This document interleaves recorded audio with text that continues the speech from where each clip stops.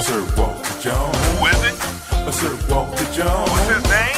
Sir Walter Jones. Whose show is this? Sir Walter Jones. Who is it? Sir Walter Jones. Say it again.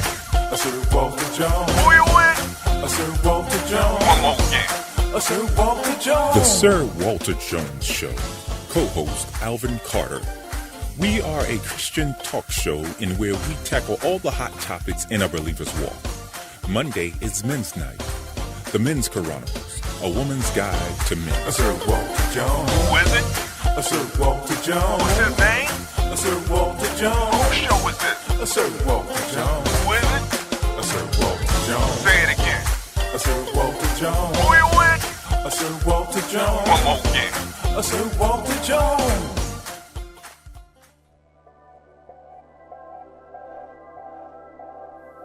Ladies, what do you want to know? How bad do you want to know it? What are you willing to do to find out? Tune in to the Men's Chronicles right here at the Sir Walter Jones Show at UBM Praise.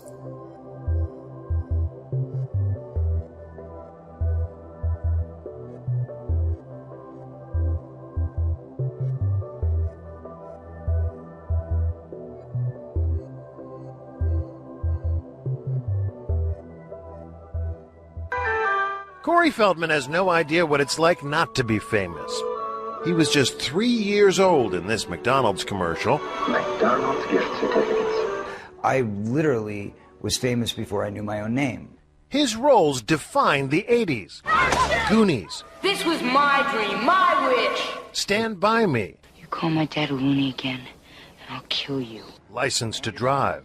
The only difference between you and that greaseball is that he has a license and you don't. Films that propelled him into the spotlight for his entire youth.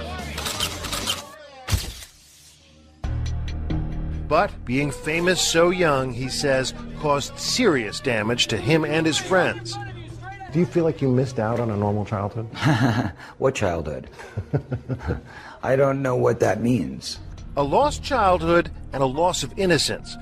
He blames the adults, not just those looking to profit from charming children, but also some with far more sinister motives. I can tell you that the number one problem in Hollywood was and is and always will be pedophilia. That's the biggest problem for children in this industry. The casting couch even applies to children. Oh, yeah. Not in the same way. It's all done under the radar. Nobody talks about pedophilia. It's the big secret. And it's widespread? Oh, yeah.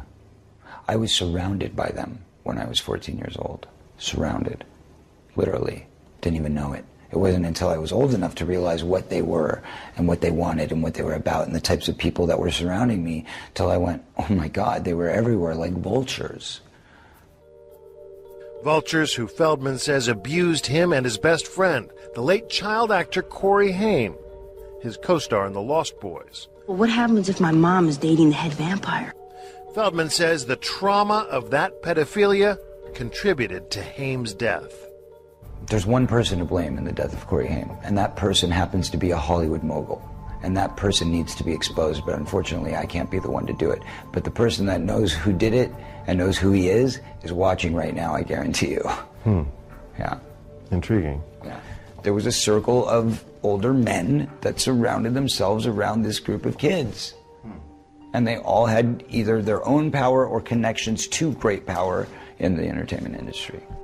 Feldman won't name names. And he admits his friend had a struggle with addiction, which he says was a mechanism to cope with his demons. It was a symptom. It was a symptom, correct. Are we in it? In 2008, the two Coreys confronted each other on their reality show about the dark past they shared. You let me get around in my life, man. Raped, so to speak. When I was about 14 and a half, and I'm saying this right now. What'd you do, man, when you saw that going down when I was 14 to me? What'd you do? You knew about it. You want to talk about the truth? Okay, well, then let's talk about the truth. I was being molested at the same time by somebody else. What'd you do? You know, there's a lot of good people in this industry, but there's also a lot of really, really sick, corrupt people in this industry. And there are people in this industry who have gotten away with it for so long that they feel they're above the law. And that's got to change. That's got to stop. We contacted Corey Haim's mother. In an email, she said, "I'm not willing to discuss or respond to anything Corey Feldman has to say. I wish he would talk about himself only and leave my son out of it." Is there a dark side to child stardom? Definitely. I think a lot of kids don't really want to do it. I think that the parents want to do it more than the kids. Chris Snyder says for most child stars, it's the parents that can cause more damage. And he would know, having managed with his late boss Iris Burton some of the most iconic child stars, including Feldman, River Phoenix, and Drew Barrymore. The biggest problem in the whole thing is when the parents start to live through the kids and quit their jobs and buy expensive houses, buy expensive cars, and the parents aren't understanding it's not going to go on forever, and it just wrecks everything. Feldman's parents managed his career until the money came between them. I got legally emancipated by going to the Producer's Pension Health and Welfare Plan myself at 14 years old and saying, what were my earnings and what's left? Earnings, by the time I was 13 years old, $1 million, which is really not that much money, but in those days it was. You know, in the late 70s, early 80s, that was a good chunk of change. And how much was left? $40,000.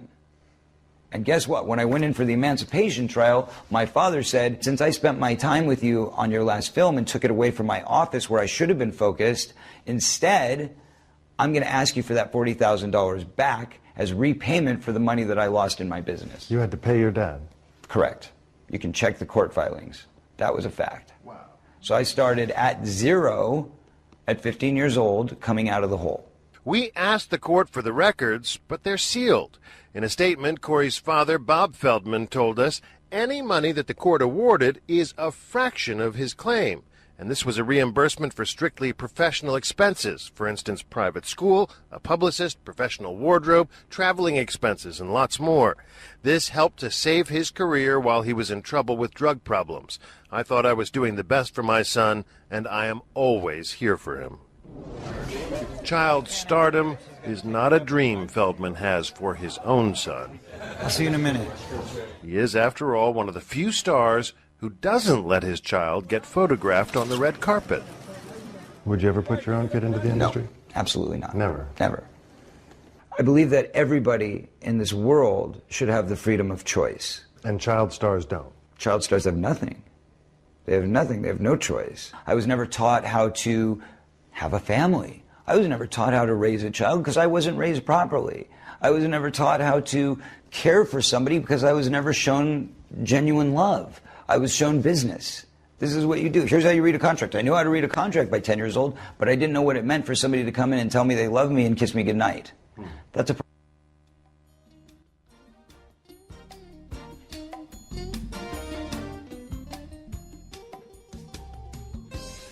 Hello, everybody.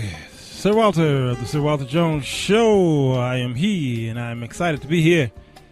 Man, I'm trying to see if I don't hear nothing going on in here. I don't know what. I think it must be my ears or something. I'm gonna change my headset here.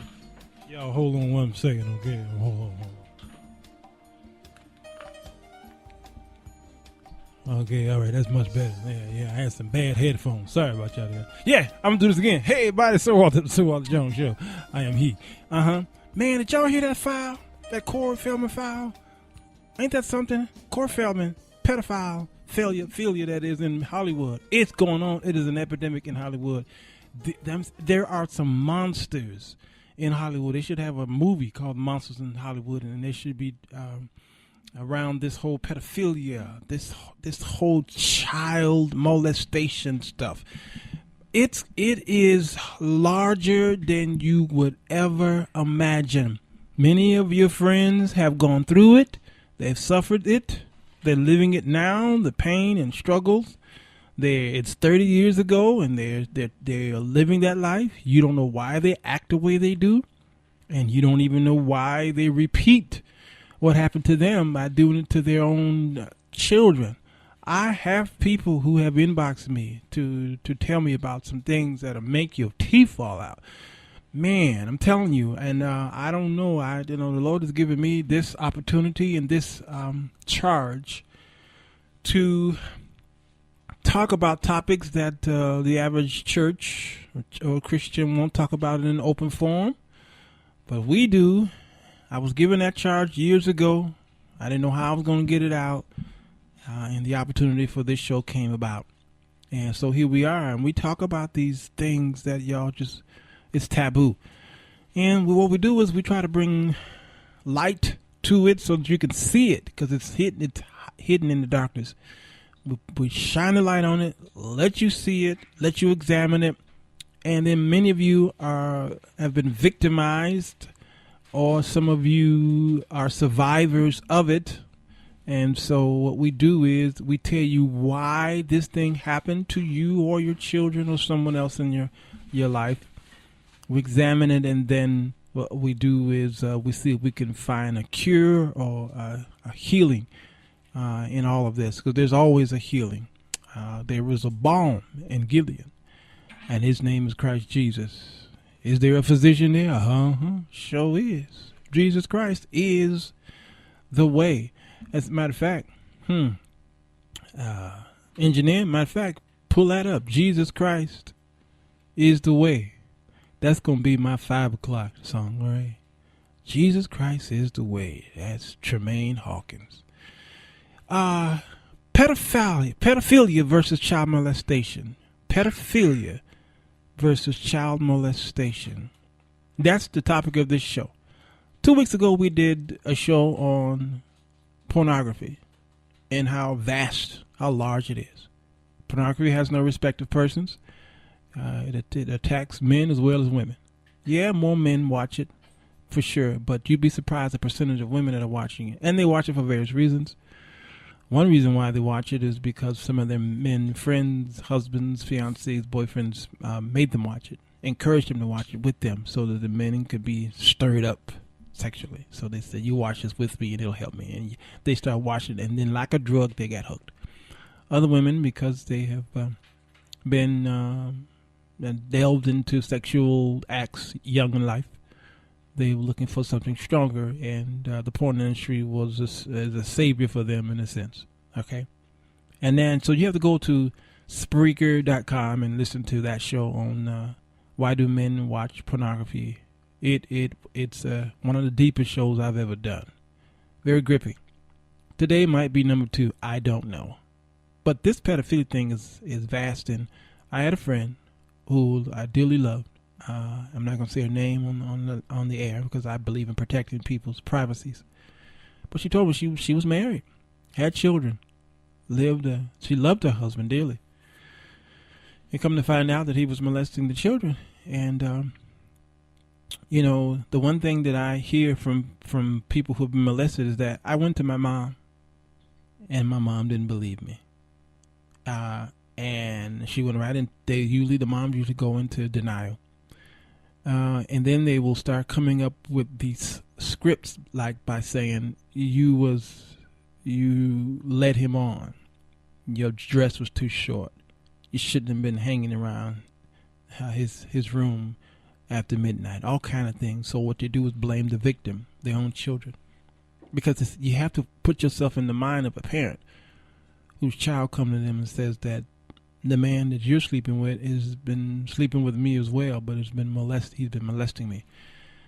We're also going to play some very shocking stuff about women who actually molest children and how they're able to easily get away with it. But this woman told me that her husband was molesting her own children, and she just went into shock. She could not believe it. And of course she had to call the cops on him. And he's been arrested and put in jail for it. But there are a lot of women who would not have done that because of the shame, because of the guilt. They don't know how to handle it. So they either kick the man out of the house, or they leave him in there and try to supervise him, or they just say, you know what, I love this man more than I do my own children. Let him have his way with them, and we'll just have to, deal with it. How many times have we seen this on TV? Watching news reports about a woman allowed the husband to continue to molest the children. You see this stuff. It's nasty. Yes, it's shocking to many of you, but what we do on the show is we bring out the psychological aspects of why these things happen to men and women, so that you can be educated on think outside the box, okay? There's some mental illness going on around you, why people do what they do. What y'all do is y'all call the police, or y'all lay hands on them and try to kick expel a devil out of them, and on, and then you send them on their way, and they go back and to return to their vomit. Find out what happened to them.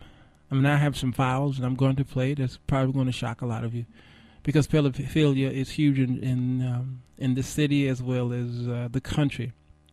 The Bible had to deal with a lot of sexual immoralities that seems to be unnatural. I remember reading in Romans how Paul was talking about the women who'd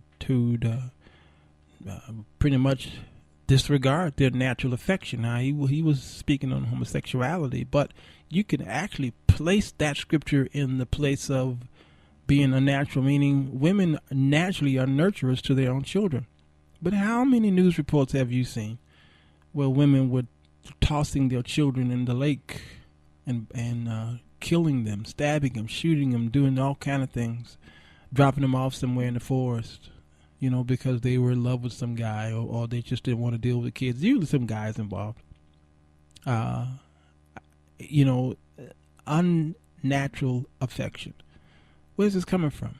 And I know, again, we did a show called The United States of Sodom and Gomorrah. You can go to that show on Spreaker. Okay? The United States of Sodom and Gomorrah. Check that show out sometime this week if you can. We go deep. We talk about some stuff. Of course we brought up Genesis 18. This male on male rape. Leviticus 18. We brought up Judges 19 and 13 about that horrible gang rape from the woman who pretty much ignored by her husband. She was gang raped, left on the steps to die. Just traumatic stories. Of course, Romans 1, and all the sexuality and sex slaves, not new. Not at all. Incest, bestiality, rape, hiring of prostitutes, all these things was just the norm in that time.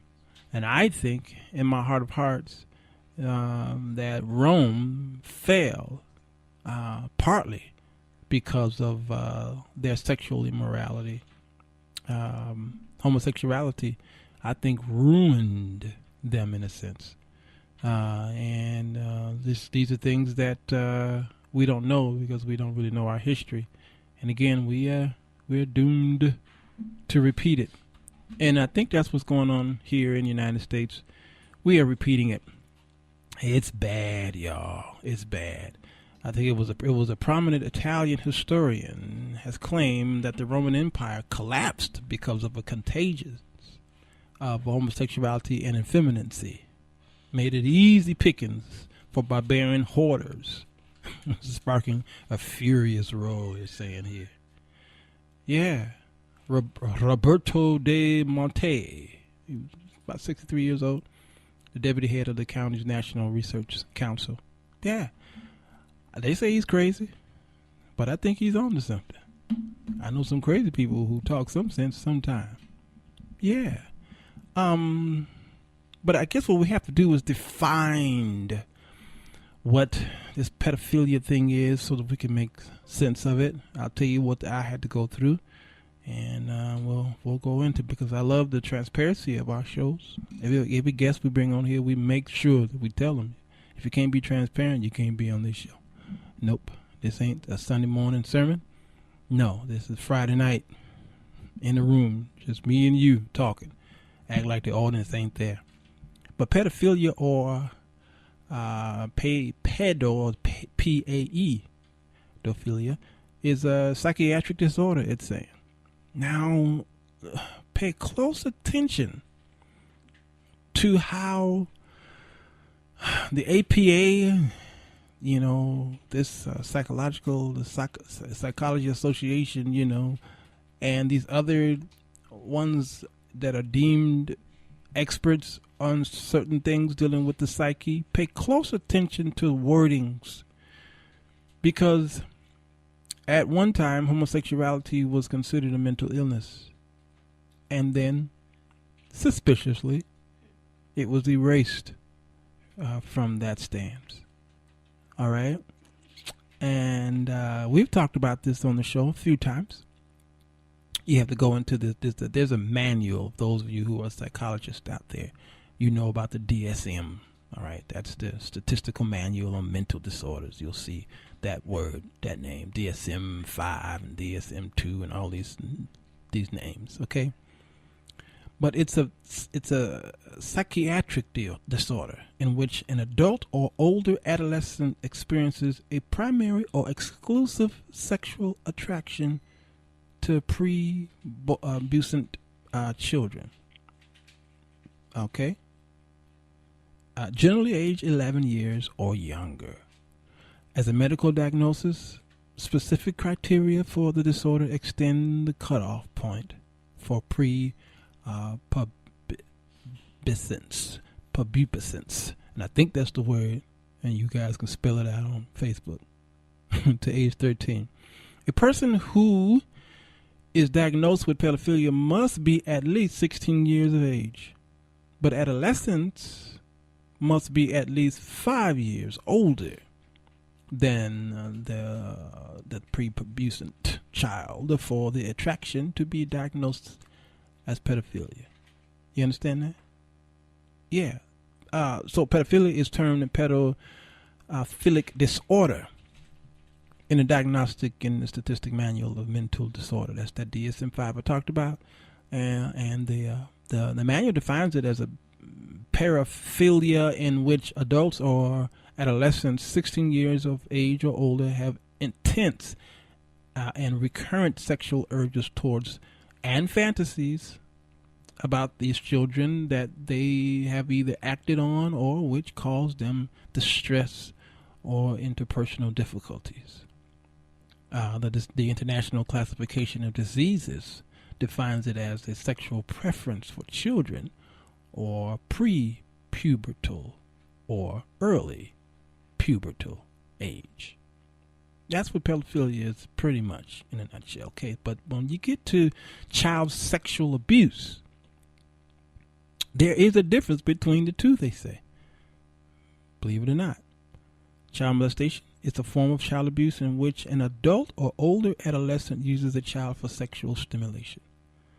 Forms of child sexual abuse include asking or pressuring a child to engage in sexual activities, regardless of the outcome. Indecent exposure of the genitals, female nipples, because again, women just as guilty as men, to a child with intent to gratify their own sexual desires or to intimidate or groom the child. Physical sexual contact with the child, or using a child to produce child pornography. Child sexual abuse can occur in a variety of settings, including home, school, or work, in place where children labors. The child labor is common. Child marriage is one of the main forms of sexual abuse. UNICEF has stated that child marriage represents perhaps the most prevalent form of sexual abuse and exploitation of girls. The effects of child abuse or sexual abuse can include depression, post-traumatic stress disorder, anxiety, complex post-traumatic stress disorder, propensity to further victimization in adulthood, and physical injury to the child, among other problems. Sexual abuse by a family member is a form of incest and can result in more serious and long-term psychological trauma, especially in the case of parental incest. Yes. And you would notice that a lot of the adults who have been victimized by someone when they were children, they began to act out that same thing that happened to them. I think they have a word for it. But I remember working for a Catholic school system in South Dakota. And they, as you know, the Catholic priests have been in trouble for several years, guilty alleged molesting children in the parishes, in the churches, in the synagogues, the choir boys, and the ones who are helping at the altar are the ones who are being touched inappropriately by the priests. Not all of them. I'm just talking about the ones who have been accused and prosecuted for them. The Catholic Church have tried to cover it up and began to reschedule or reassign a lot of the priests to different parishes as a sense of escapism, I call it. Okay? Well, I worked for that system, the Catholic system. And about the time I was hired there, I was giving a pamphlet. And it was a pamphlet about sexual conduct, because it was huge among the parish and in the schools. I was working for a grammar school and a high school at that time. And they had mandatory that we take classes. And in those classes, someone would come and tell us how to or how not to embrace the children. I was very popular there, and so all the children ran up to me. Sir Walter, and they'll jump in my arms, jump in my lap, all kind of things. And I mean, from the little middle schools up to the high schoolers, they would just leap and jump at me, which made me uncomfortable because I was the only black teacher in that school at the time. At the time, I was brought in by the other only black teacher there, and she left and went into higher heights and deeper depths in her education, but I was left, and I know it made some of the people uncomfortable. Although everybody kind of trusted me, so they really didn't think anything. But in my mind, I kept thinking, what are these Caucasian people thinking? All these white kids jumping in my lap like I'm the magic Negro or something like that, you know? Y'all can Google that term, by the way, because that's a real term, the magic Negro. And I'm thinking to myself, this is not going to end too good. And so I had to take the class.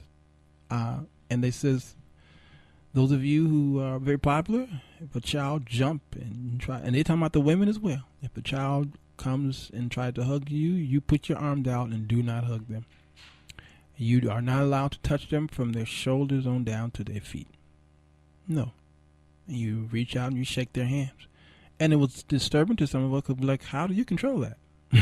The child is in the midair leaping at you. You move out the way so they can fall. I mean, it was just that disturbing. And they says, well, let me tell you, it's better to protect your name than to worry about that other stuff.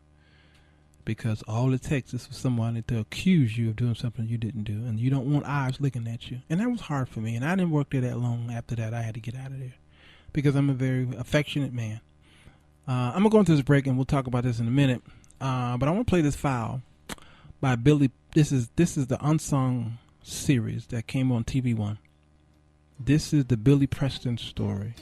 It's about 5 minutes. Okay? Listen to this story and listen what happened to Billy Preston. We're going to do the Billy Preston effect soon. Was an amazing musician in Hammond B3. You go to the Hammond B3 show that we did. And something tragic happened to him, which caused, I believe, is the lead cause of his death in 2006. Church boy, like the rest of us. And it's just a sad story. Take a listen. We'll be right back on pedophilia versus child molestation on the Sir Walter Jones Show.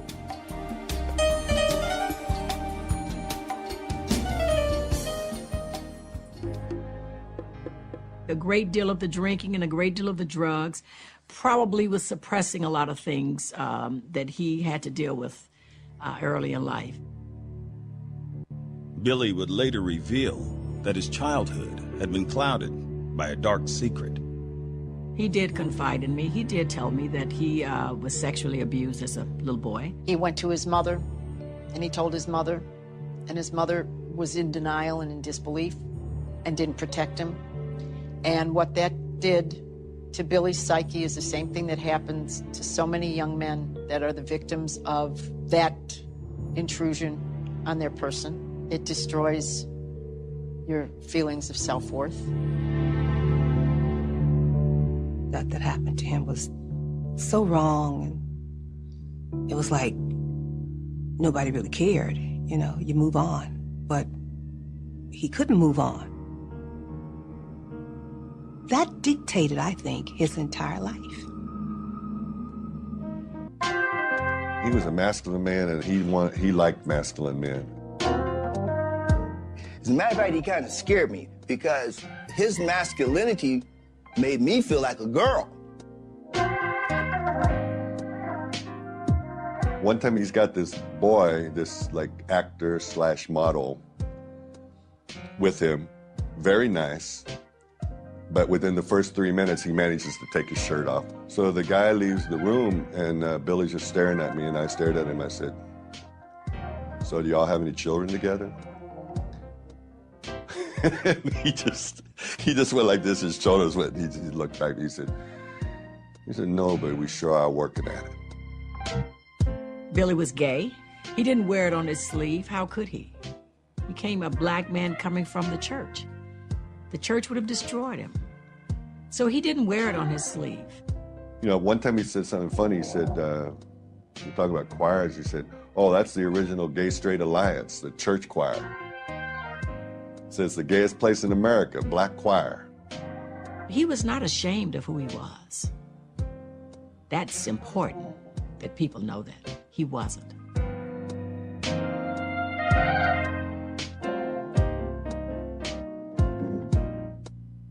More drugs and more alcohol.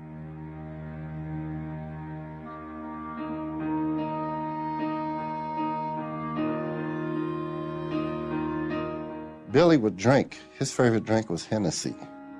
I remember I was living up in Hidden Hills. Billy came by, and he had a pipe.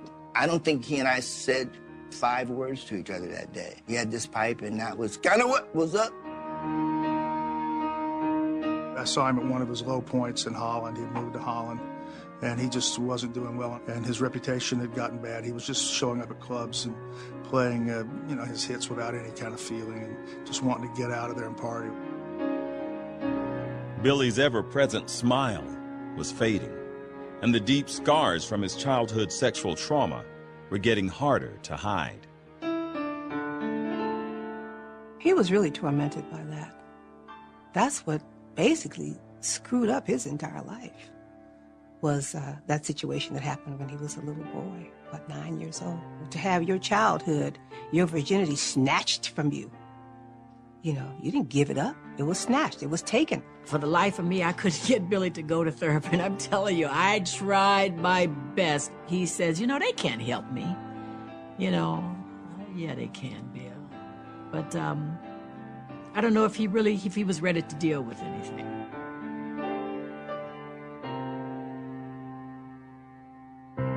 He would talk about it, you know, and he'd walk off shaking his head, you know. Then he'd leave. Well, we knew what that meant when he left, you know. Are you going to go and get high? You're going to go do whatever you need to do to get rid of that feeling. At one point, he began to take crack, and that crack will make you do anything. One day, I saw him just walking down the street at Hollywood Boulevard, and I said, "What are you doing out here? What's going on?" You know, and he couldn't talk to me. He said, "Oh, I'll see you later," and he just took off.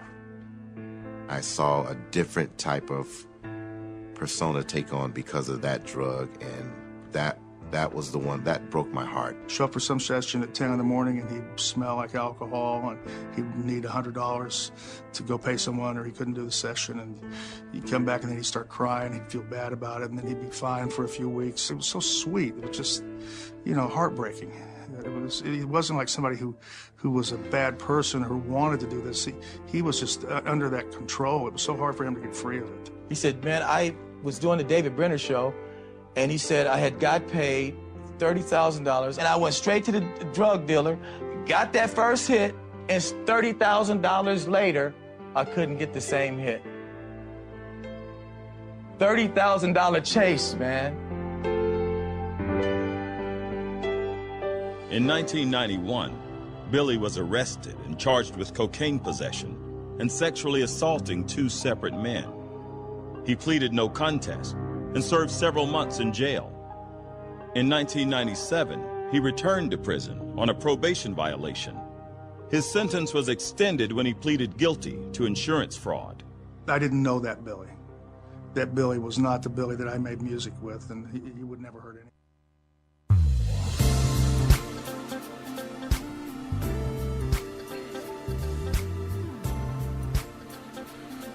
Yeah, sad story, sad story. I tell you, you hear this story and you can identify with it. With some people out there listening who can identify with this man's struggle, and you know some people in your circle who can identify with this struggle as well.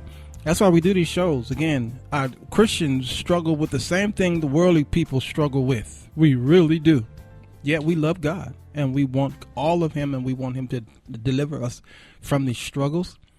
A lot of times, but God is asking us to make a step, and because He's not a puppet master, as many my atheist friends might call him. He doesn't have a string on us, and He's making us, He's not the Geppettos, okay, and so He gave us a choice in the matter, and He wants a relationship with us. He don't leave us. He's still there. He just wants a relationship. And what we do is we drown our sorrows in the things that are distracting us on the world, whether it's in movies, whether it's on the television, whether it's old friends who we need to cut off. We need to kill that tie, and by cutting them off and walking away from it. But it's difficult for some of us to just walk away. We need some help. We need to be able to be around positive people who could help us cut those people off, because soul tie is not that easy. It's not like a little thin string that you can cut. No, it's a thick string, and sometimes it's like a 3-fold cord that ain't easily severed, as the Bible says, I believe in Ecclesiastics. And so there are just ways to receive that healing, to get to be delivered. It's just that you got to really be hungry enough to want it. Michelle Matheny says here and on Facebook, she says, my girlfriend's daughter was molested by her live-in boyfriend who groomed her and was sleeping with her for 4 years. Her daughter finally got up the nerve to tell, and he was charged and served time. Once his time was served and he was released, he started grooming his own daughter and molested her as well, and is now back in jail. There was definitely something psychological going on with him, and the treatment he received on the first charge seemed to have no effect on him. If they were able to assess him properly to determine if he was a high risk to reoffend, the second charge could have been avoided. And she's right.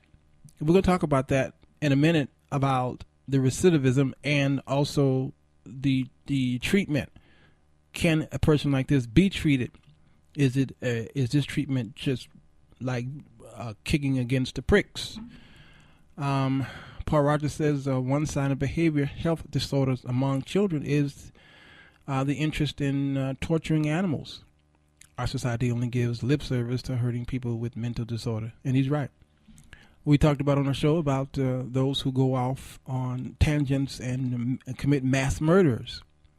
And they polled, they examined the average mass murderer.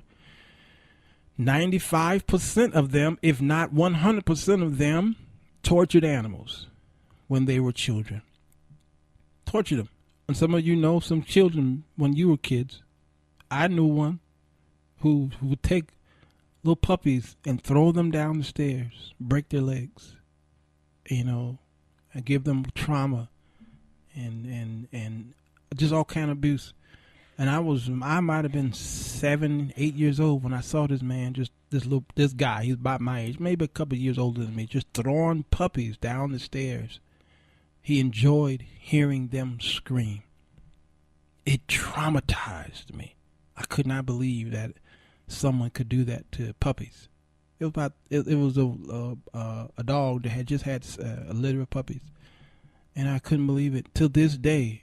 Now that was 40 years ago, but to this day I can't get that out of my head. When I drive by that house on the west side, the only thing that I see in that house, only image that I see about that house, are those puppies falling down those stairs, being tossed. I can't think nothing pleasant about that house. And it's just amazing, And then that house caught fire maybe last year or year before last. So I think that's one way maybe of God telling me, okay, I'm going to get this out your mind. But, I don't know what happened to this young man.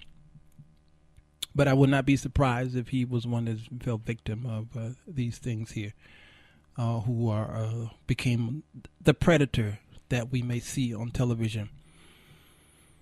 So as I was in this Catholic system, they told me, don't touch the children.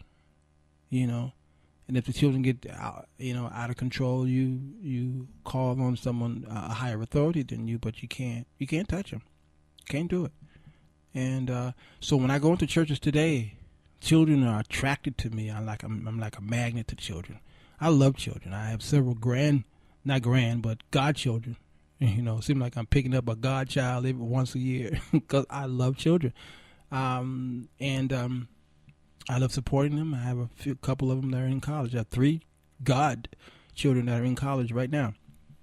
One is on his way to college and 2 are in college. And I like sending them money and sending them letters and letting them know that I'm there for you. And they may have a father in their lives. But I want to be that extended father like I want another man to be the extended father for my children when I'm not there. Because I had it when I was coming up. But it's kind of shaky now. Now I'm like nervous about that stuff as I delve into the mentality of men as well as women. It can be dangerous. So 2015 became a very immoral year. Bruce Jenner came out as trans woman in April of this year, and he is now the most famous LGBT athlete that we know today. Okay, this all happened on our TV screens. Now, this is a systematic situation here. That's why I'm doing this show today, because pedophilia and child molestation, a lot of it is becoming systematic. LGBT or GLBT is sometimes used like that. It's a initialism that stands for lesbian, gay, bisexual, and transgender. Now, the Q stands for questioning. I know many people say it stands for queer, and that could be the case. But many of them, all of them, say they're queer. So questioning is a more PC term. To recognize this inclusion, a popular variant adds the Q for those who identify as queer or as questioning their sexual identity. Recorded since 1996. Now, some intersex people who want to be included in the LGBT groups suggest an extended initialism, LGBTI. So you will see in many publications LGBTIQ. All right, and then B. Elemental P. XYZ. And it's going to be added on and added on and added on. So you had the Bruce Jenner who brought us into that recognition. And then the United States Supreme Court ruling of same-sex marriage in June 27 of this year. We saw that the Capitol building as well as the White House was turned rainbow colors. Okay, we've never seen this before in American history. Josh Duggar. Okay, I think it was pretty much last year. I think, but you start hearing more about it. Josh Duggar scandal from the show called 19 Kids and Counting. Admitted to sexually molesting 5 young girls, including his own sisters, when he was a teenager. All right, this has been a wild year. And then the website called Ashley Madison. Their quote is, "Life's too short. Have an affair." All right. Many of you men signed on to that site. Many of you who are married signed on. Said, "Man, I'm going to have a great time while my wife is away." Well, she could be in the house, but I'm online checking out chicks on Ashley Madison. Well, Ashley Madison was hacked a few weeks ago, and the hacker threatened Ashley Madison and says, "You got to take this. You got to take this down, or I'm going to expose everybody." And Ashley Madison didn't move quicker enough, and so a few days ago, last week, the hackers exposed millions of names, emails, social security numbers, everything they could find, and they put it out there. Matter of fact, I got a file for that. I got a file for that. You want to hear? Here it goes. Let's go to H. Sites let you search for Ashley Madison, hack victims. Play that. H. I mean, right now, are you even watching us? Like, are you listening with one ear and typing? Because I know people already. They're searching ex-boyfriends, current boyfriends. Because all the thing you need is their email, Addie. Divorce lawyers are in there right now. Wow. Apparently, a British florist is reporting offering a discount on apology flowers. That's how big this is. And by all accounts, this is the real data from Ashley Madison. Now, whether or not the person lied or not, you know, the birthday may not be true, but the names, the phone numbers, your exact GPS location when you did it, that makes it hard. Washington, D.C. reportedly had the highest rate of membership for any city. So this is a story that's going to just keep on giving. The Hill reported that more than 15,000 email addresses came from military and government servers in the United States, including the House and Senate. By the way, just a quick one. The hackers have said, basically, if you're on this list, it's your own darn fault, and hire a lawyer and sue Ashley Madison. That's what the hackers are saying. Right. Ashley You are Madison, accused of being the internet moral authority, at least by... Or criminals. Yeah. Just that. Wow. Wow. All right, thank you. Yeah. Most of the names from Ashley Madison website came from Washington, D.C. That's the people who you have elected in office, people. Yeah. And that means senators, congressmen, and many people from the military. Now, you know the military ain't playing. I think, or as far as the government is concerned, the military is the most moral of all of them, because if you're in the military and you cheat on your wife, that's court-martial. Yeah. And you lose all benefits, bro. Yeah. Yeah, you're done. Ask me how I know. I mean, I've never been in the military. but my ex, you done called some women to get kicked out the military. My ex-girlfriend. Man, I told you to stay from on the military basis. My Had them ex-girlfriend. thinking you was after the brother, so they let you in. All found out you was getting the women. Yeah. She told me, she said that she was married, and she busted her husband in bed with another woman. And he begged her not to tell. the military. Yeah. And she did, and he lost everything. Hell knows no fury like That's no right. woman. Matter of fact, now her. Now I have a question. Uh-huh. What if the man is in the military and he's not married, but he cheats with a fellow soldier's wife? If the man is not in the military, Okay, you're a soldier. I'm a soldier. right? I'm married. Mm-hmm. You're not. Mm-hmm. I'm out. I'm on duty, but you're back home, and you're with my wife while I'm gone. It comes out that you, the single soldier, is still partaking in an adulterous relationship with a fellow soldier's wife. Do you face court-martial too? You know what? Even though I don't know that answer, I believe in my heart, because we had last Monday we had Josh on the show. So enlightening, Wasn't it? Yes, that Josh. I actually used the analogy. Yeah. Can you fire your weapon? Can you see? Can you get to me? Joshua Hawkins. We had him. Can you get to me? Can you get to me? Yes. His message is still ringing true. Oh my God! Don't stop! You're not gonna stop me from doing for my purpose. I help you, but you got to come get my help. Man. Come on, man. Draw nigh to me. Yeah. And I'll draw nigh to you. Now tomorrow we're doing this is Pink Perspective, and we're doing sisterhood tomorrow. Sisterhood. The importance of sisterhood, because the sisterhood is flawed. Well, what sisters you got here? Right. Before I come. Well, you know Tina gonna be one of them. Well, sisterhood. With her Yeah, y'all get ready for that show tomorrow. Okay, but I'm wearing a skirt. But there is a 7-year contract with the military. Okay. So whatever they do in that 7-year, they're no longer a U.S. citizen. They are under military law. That's right. So I believe the one who's not married but he's cheating with a military person, or maybe a civilian. And the civilian is married. I believe it still applies to him. I really do. Okay. I think I would love to find out somebody who's military. All right, out listeners there. on Facebook, let us know. Yeah, please let us know if that's the case. Bro, you done cheated with a few men in the military. What's the deal with that? Right. But watch this. She reported him, which means she lose her benefits as well. Yeah, well, see, that was wrath. That was fury. That was emotion. She didn't think it through. No, she didn't. Now, of course, some people are going to say, "Wait, sure, she still should have done it." Okay, I think that's a show that we have to do, but she had to go out there and hustle now because his benefits would have taken care of her and her children.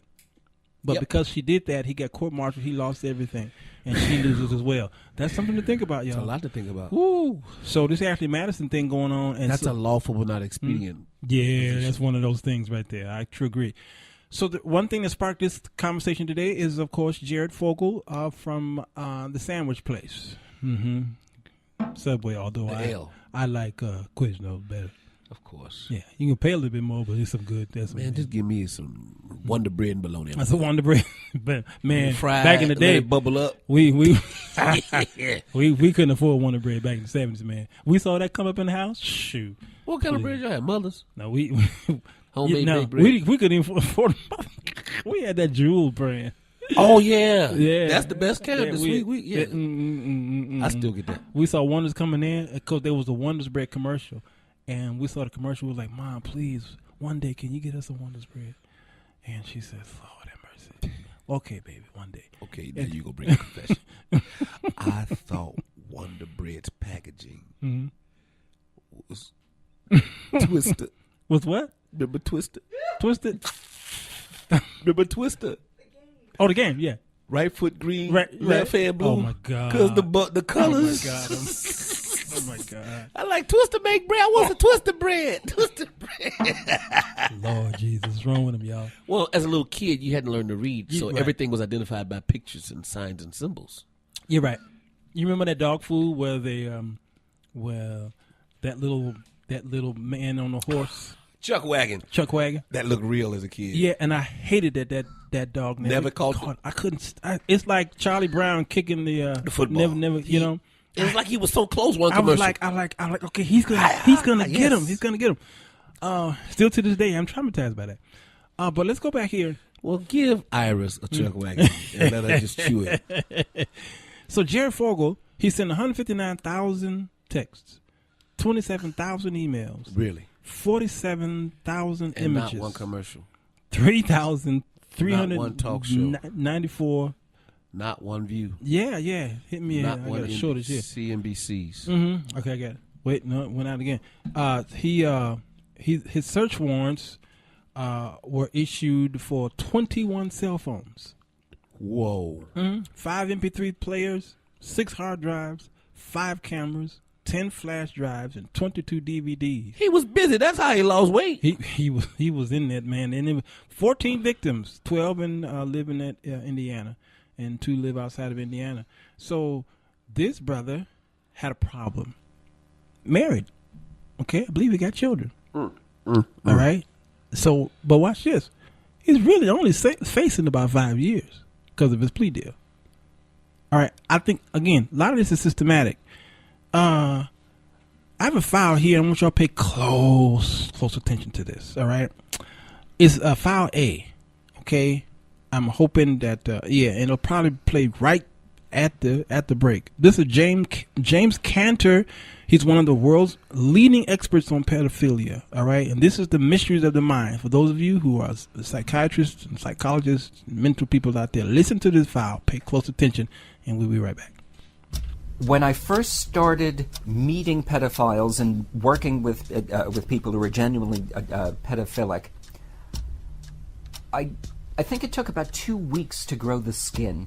And I tell all my students this, is that it takes time, not nearly as much time as one would think. We give a person different kinds of tasks, verbal tasks, nonverbal tasks, spelling, reading, memory, ability to control their own thought patterns. We found several, very important things. The largest main one was IQ. It turned out that people who are sexually interested in children 10 to 15 IQ points lower than average. Then we had physical height, again, part of routine, medical checkups. People who were arrested for offenses against children were about 2.5 centimeters on average shorter than people who were arrested for sex offenses against adults. 2.5 centimeters in physiological terms is very, very large. It's about double the effect that we would get if a woman smoked when she was pregnant. The next big one, handedness. Roughly 10% of the population, 12% of the mainstream population is left-handed or non-right-handed technically. But it was about 30%, 35% of the pedophiles. The only other groups that have non-right-handedness rates that high are schizophrenics, bipolars, and people with autism. Whatever it is that's wrong, there has to be a piece in the brain, and whatever piece of that had to have been developmental. We were looking at first really in the surface of the brain. The surface of the brain is composed of what we call gray matter. It's where the major differences are. It wasn't until a few days after that we found something that none of us thought. There were huge differences in white matter. And all sat and we're scratching out white matter. Nothing's ever in white matter. It's cabling tissue that puts the different parts of the brain work together. How could this possibly lead to pedophilia? It just made no sense to us. And then it was just one of those times, where a scientist gets lucky, which does not happen a lot. At my data, and I was pulling my hair, I could not make any sense of it. Put it down. Another stack of papers on my desk that I had to read. And all of a sudden, one explained the other, and it just all of a sudden made sense. Men, when they see somebody attractive, naturally widen their stance, their voice goes down a little bit. Women, when they see somebody attractive, start touching their hair, start accentuating their, all completely unconsciously. When we see a kid, our voices go up, we take on an avuncular turn. Oh, are you lost? Can I get you? Where's your mother?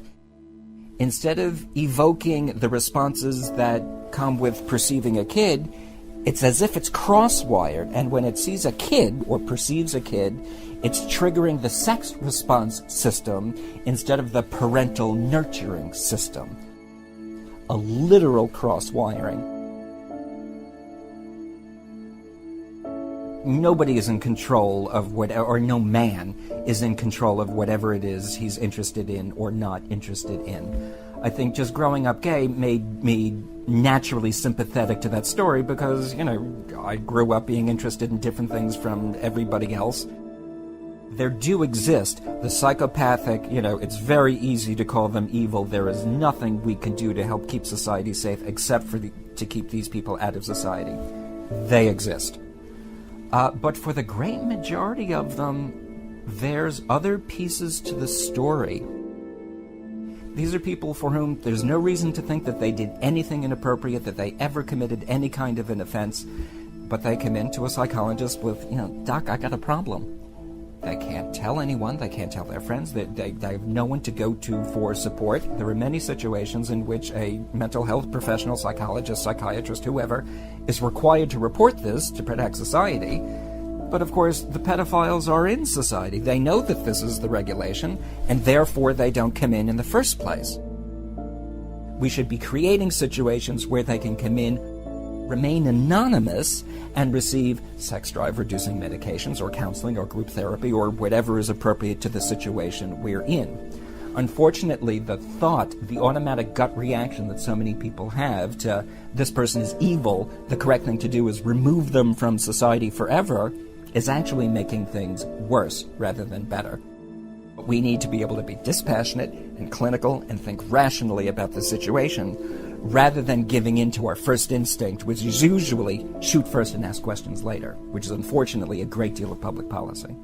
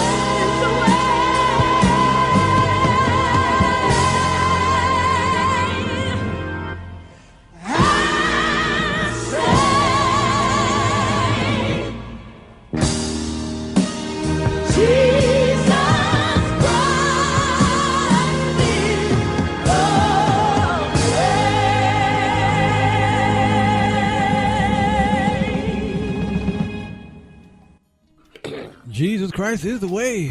Walter Hawkins, written. That's man, Tremaine Hawkins. We did the Tremaine Hawkins effect last week, I believe it was last Wednesday, and that was on that Family album. That was in the Hawkins Family, 1977. Tremaine Hawkins, Walter's wife, delivers, and well, he was his wife at the time, delivers a passionate and heartfelt performance of this powerful classic pen by Walter Hawkins. You know, that legendary family, and Carol and Freddie and Fetty and Edwin and Daniel and Walter, Lynette, cousin Shirley, Yeah. nephew Joel, yeah, all them Hawkins, a whole lot of them. But Jesus Christ is the way. For those of you who are a little confused on who is the way and if there are different ways to heaven, there's only one that I can think of. There's only one that I stand on. And at that name, every knee, they got to bow. It's got to. Yeah, and every tongue, well, it's going to have to confess. Yeah, you will know it's him. You ain't going to be thinking, well, maybe it's Buddha. I don't know. Maybe it's Hare Krishna. No, it's him. Let's see. It's in the Chicagoland area, y'all. It's 5 o'clock in the p.m., and the weather is kind of nice. 72 degrees here. Fall is trying to creep on in. Today we had the Dow Jones to kind of plunge. Woke up a whole lot of people who got their monies tied up in 401ks and all this other stuff. Now, I'm telling y'all, take a hard look at your portfolios. Those of you who are delving into the market. It opened up at 1,000 points below. And how does it open up below? Yeah, exactly. When it closed high. Right. So that means somebody done stole something. Yeah. No, I'm serious. Something happened. But it's always something that happens, and they justify it. But there's no new money, no new riches. Somebody done took it. Well, it didn't happen over here. It happened over in China. It doesn't matter. It's connected to us. Everything in the market is connected to us, and we are connected to everybody else. Well, we closed at below 585, 584, somewhere around there. So it was an okay switch, but still, it still was the worst day in 4 years. 7% crash in one day. That's a lot. So those of you who got your monies in Chevron, DuPont, Intel, Walmart, ExxonMobil, Whole Foods, Yahoo, HP, IBM, you guys lost today. I'm sorry. It's your money shrank a little bit, depending on how much you had in there. But the winners today, believe it or not, I think Art Lewis would be fond of this. Who you think? Giordano's Pizza. Other than that, what does Art do? He cuts wood. Yep. So, what do you think went up? What place? Home Depot. Yes, sir. Home Depot went on up, and United Health Group. And if you wear some expensive shoes called Nike, yeah, you went on up too. So those were some good investments. But the market is very volatile. It's a wild ride, y'all. So, but what's going to help us though is that $3 and $4 gas that's going down. Probably in another few weeks to a month or so, it's going to be down to $2. Mark my words on that. It's going down. It's going down. Okay, so. How do you get around that stuff? I think it's very important, especially African Americans. We don't hear about this stuff, but I'm definitely going to do some more shows about the money and finance in Black America. But you need to have some commodities. You need to have bonds. You need to have stocks, and you need to have some cash. All four of those is going to kind of help you out. These kinds of allocations will, kind of get you to a safer retirement plan than watching the market go up and down every day. Well, the biggest winner today is Donald Trump. Okay, how did he win today? In which stream? Is it the media stream, the real estate stream? Mm-hmm. Is it, or did he win on all streams? Or the politics stream, which is connected to the media stream? Here's where his win was. What has he been? There's two entities he keep bringing up every time he open up his mouth. Integration. I mean, not integration. The border. The border and the economy. Mm-hmm. But what about the economy? Well, I don't listen to him. Oh, okay. Well, there's a certain country that he always call out. Mm-hmm. China. Yes. Yeah. Yes. He hates China. He'll tell you he don't hate him, but he can't stand China and what they're doing to us. So this market crash is because of China. So China's market has crashed. Yes, and it affected us. So they won. You see what I'm saying? So Donald Trump wins because now all these voters, all the poll is gonna. Is it interesting how history repeats itself? Remember, it was the Japanese market. Mm-hmm. Now they've crashed. Absolutely. It's like it's the shell game. I'm telling you. Oh yeah, man. Focus over here. While you're looking at over here, we're secretly or just not even secretly, just. Yeah, it's right. It's in your face. It's the gorilla. What's the word I'm looking for? It's the elephant. It's another word for cunning and secret. Yeah, it's that they're softly and tenderly just taking, but that's another word I'm looking for. Yeah, it displays my lack of intelligence. It's a nice hymn, by the way. Yes, softly and tenderly. Jesus is called. Yeah. I'm gonna go through these files here because this is kind of important. Go to B. This is Dr. Michael Crabtree. I haven't heard that name in a while. Michael Crabtree. This is a psychologist discusses pedophilia. Let's see what he's got to say. I'm Dr. Michael Crabtree, a psychologist here in Washington, Pennsylvania. I have a private practice where I do a lot of court-related work. I think the simplest takeaway is that without treatment, the lifetime pattern is a lifetime pattern, and so it doesn't remit on its own. Maybe we could say that's true for a lot of problems, but mental health problems, but this one is particularly true. Some mental health problems like depression, they can come and go, and you might be depressed and then you're not depressed. Might come back again, but with a pedophile, pretty much it stays that way. And the other part of that is that it's fairly resistant to treatment. So even with treatment, it's not as if, like with some disorders, you find, okay, now we can kind of say the person's no longer this thing. One of the things I think we could put aside right away is that you might notice by physical characteristics or racial, ethnic backgrounds, or that there seems to be no kind of profile if you're doing a kind of a CSI perspective on this, that you can't really get a profile. And so I think that you're not going to look for those kind of, we said, demographic characteristics to define somebody. On the other hand, I think behaviorally, if you look at how they do behavioral profiles, you start to see some things that I think, and these are going to be kind of obvious to your readers, things like spending a great deal more time with children in a unsupervised capacity. Because the base rate of this is so low,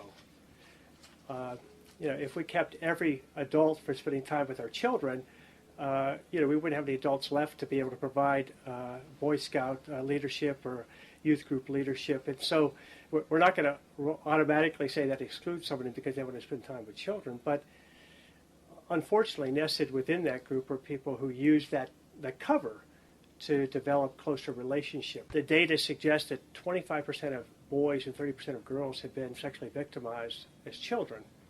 So we're talking large numbers of the population, and yet, among the three of us sitting here, that would mean that one of us likely would have, but we don't know who that is, if in fact there is one or not.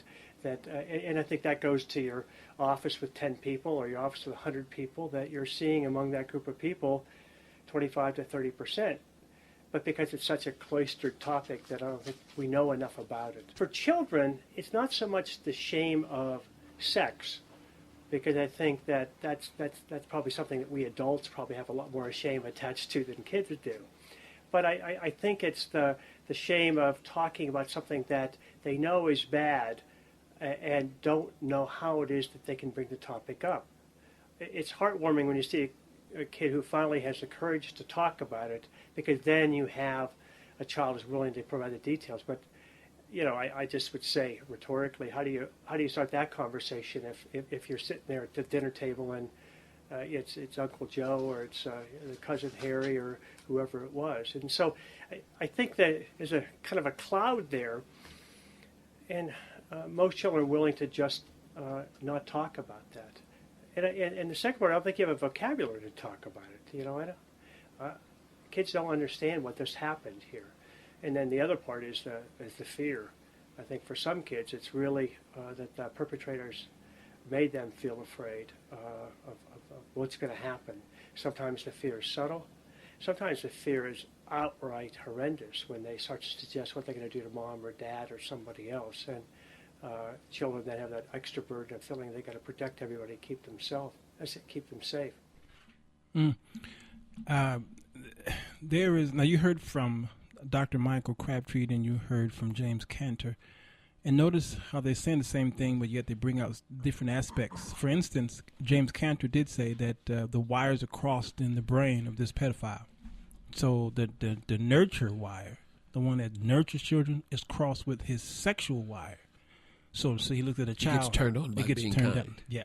Well, he looks at the child as more of a sex object than he do of someone who's innocent, who needs protection and what have you. So those wires are crossed. And how do you treat that person is the question. I like what he said. The problem is vocabulary. How do you speak, or what vocabulary words do you use to really address the issue?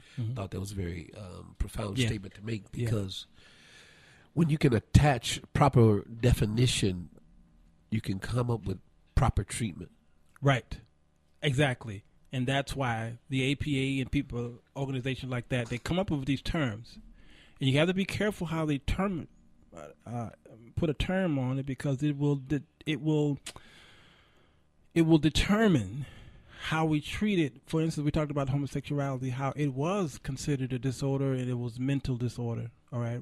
Look at Caitlin, who brought the awareness of transsexual, all right, transgender. You know, I've not even cracked many jokes about that situation. I personally see it no different than when Dennis Rodman put on a wedding dress.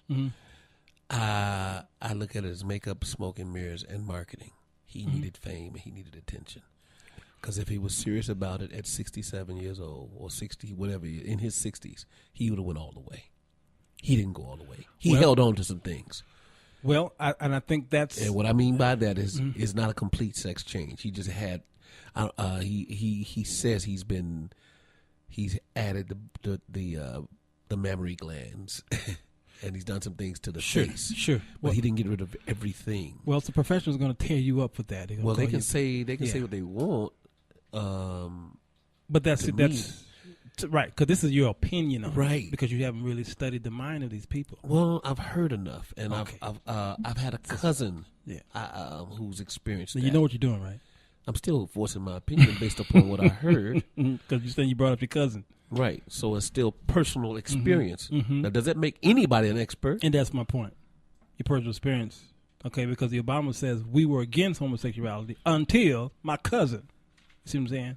And then they turned. And I think that's what we do in church. We testify about it until it hits home. There you go. Well, personal experience should guide you, but your morals and your values should be teach you how to view and gauge your personal experiences.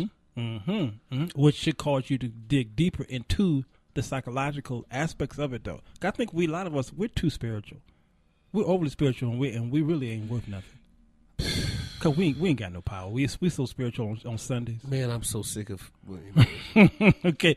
Hey, engineer, do I have a C file over there? Yeah. This is Dr. Drew, I think. Okay. This file is about a minute and a half?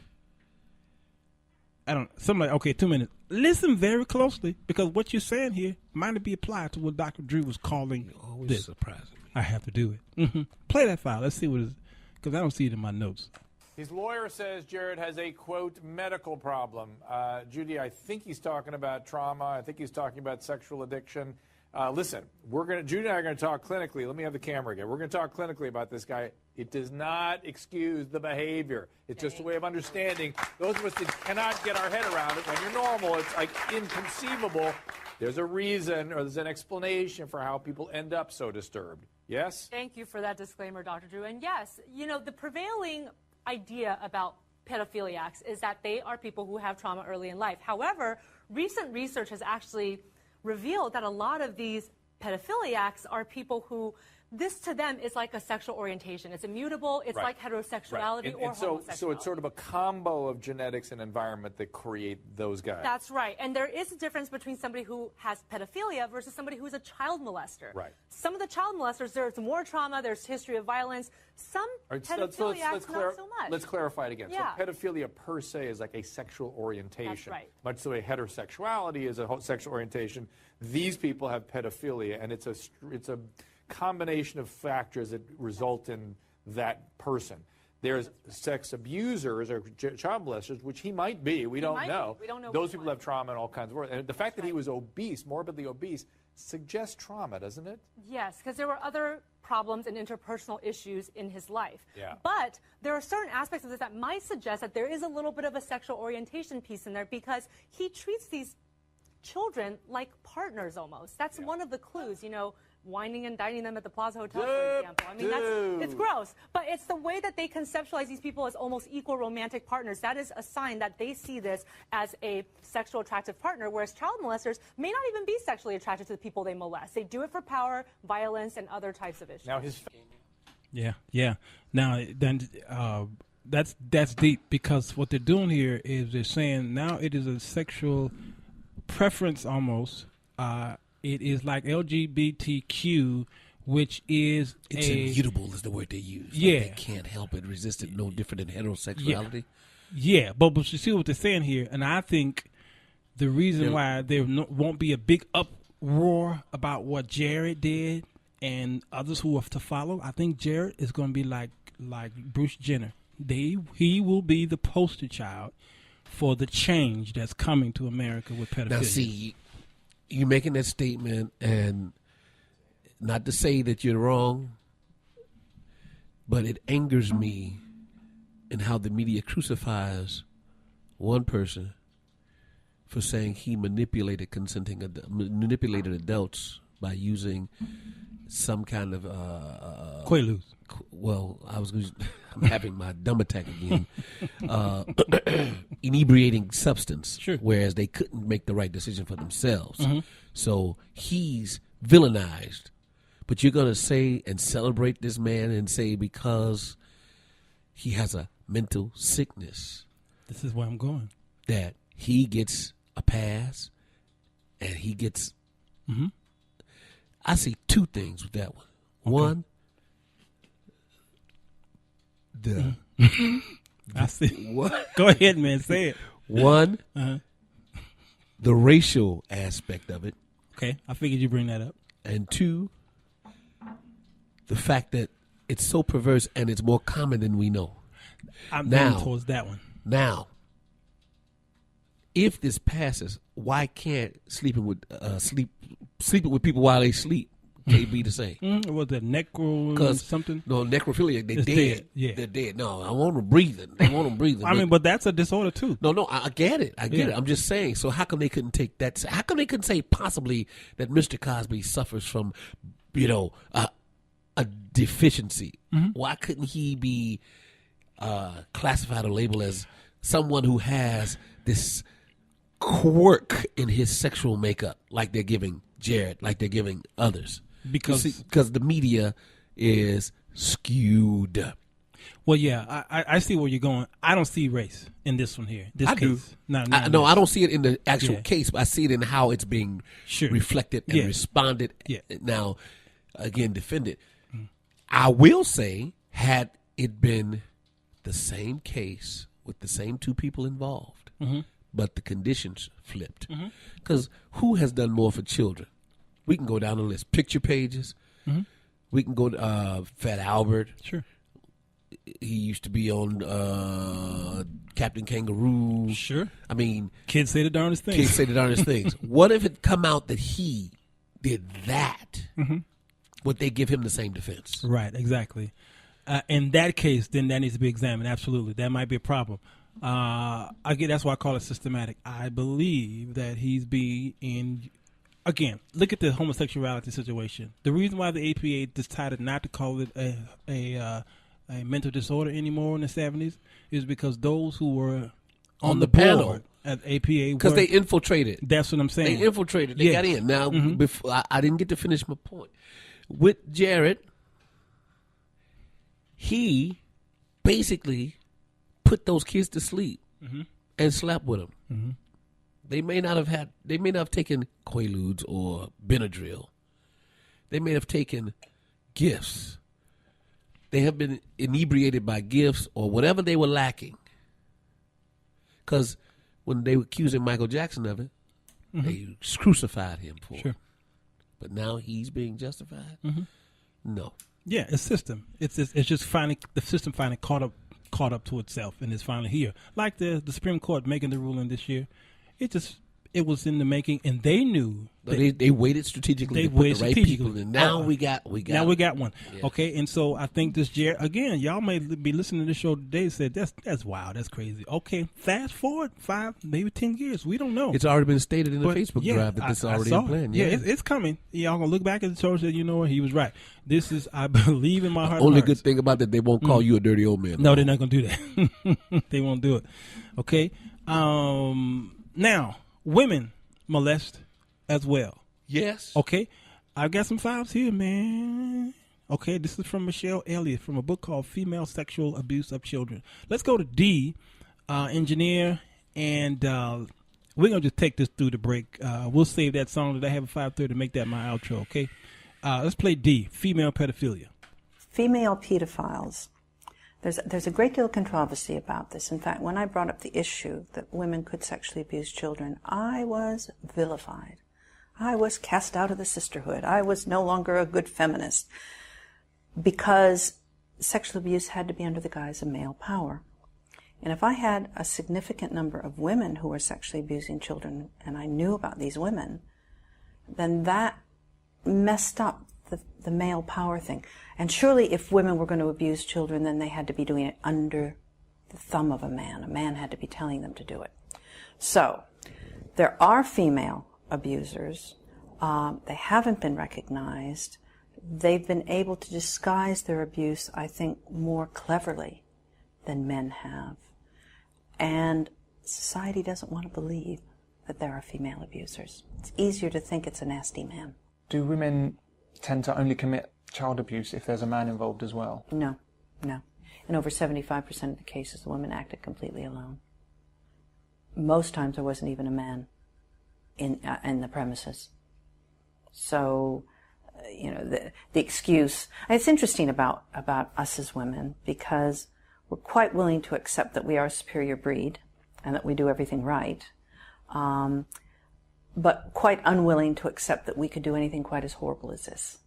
So it's really not us. We had a conference about this eventually in, I think, 94, maybe earlier. 400 people applied to come to this conference. It was a huge conference. But 30 people, between 20 and 30 people came, dotted themselves in the audience, and tried to disrupt it. They were yelling that, why was I paying attention to women? It wasn't women. I was taking the attention away from men. The irony was we'd given them all free places. That was a mistake. But one of the women who was going to talk about her own abuse, who was now helping others, then couldn't face the audience. So you had this uproar. You had people in the audience turning on these women who were standing up saying, "Sit down, we want to hear about this." And you had them shouting, and it was absolutely strange. And very sad, because it was like, don't tell me this information, even if it's true, because I don't want to hear it. And if those women who came along to our conference had had anything to do about it, nobody else would have ever talked about it. It would have just gone away. Who are these people that were disruptive? The people who were disruptive were people who were survivors of male abuse, very, very strong feminists. I've always considered myself a feminist, but boy, they've got me beat all hollow. They are feminists on the extreme, i.e., let's just do away with men and have sperm banks. It was that sort of thing. Many of them, you could not actually tell what gender they were, although I knew that they were women because they had disguised their own gender. And they were very angry. Very angry. One argument against even the idea of female paedophiles is that women don't have penises, and so can't really do anything too serious. Women tend to use objects, broom handles, bottles. One woman said that that she was sexually abused by rose stems with the thorns still on, being stuck up. Women can be quite cruel using objects, but they're still after their own sexual gratification. So it's kind of, that it's just actually, it's just a physiological thing, the difference. Yeah, that's sad. Rose stems. Yeah.